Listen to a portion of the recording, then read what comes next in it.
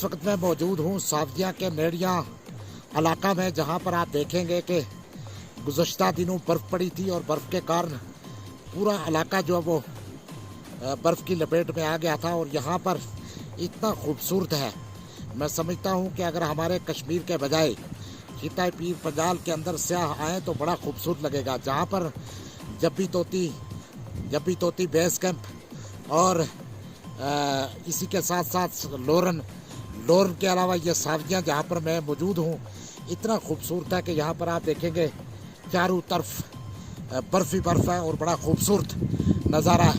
बड़ा अच्छा लगे यहाँ पर आकर। और मेरा मकसद सिर्फ इतना है कि बाहर के जो हमारे गुलमर्ग की तरफ या कश्मीर की तरफ हमारे जो मेहमान बैरून रियासत से आते हैं, वो अगर इस तरफ ही आए तो हमारे लोग जो है वो टूरिज़्म की तरफ, हमारा इलाका टूरिज़्म की तरफ जा सकता है, हमारे लोगों को रोज़गार भी मिल सकता है।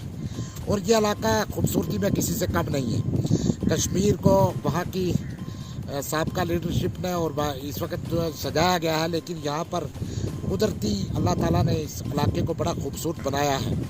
आप लोर चले जाएं, आप गली पिंडी ऊपर थान पीर चले जाएं, आप जब्बी तोती बेस कैंप चले जाएं, आप जब्बी तोती चले जाएं, और संग हमारा कढ़ाई का इलाका उसमें चले जाएं, लोर चले जाएं, और यहाँ पर सावजिया गली मैदान से होकर ऊपर आप जाएंगे तो इतना खूबसूरत आपको कहीं नज़र नहीं आएगा।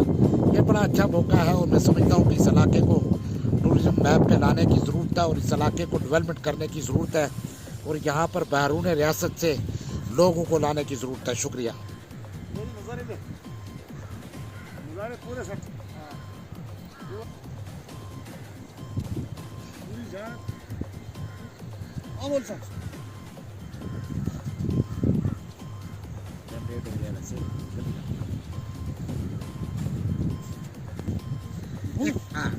एक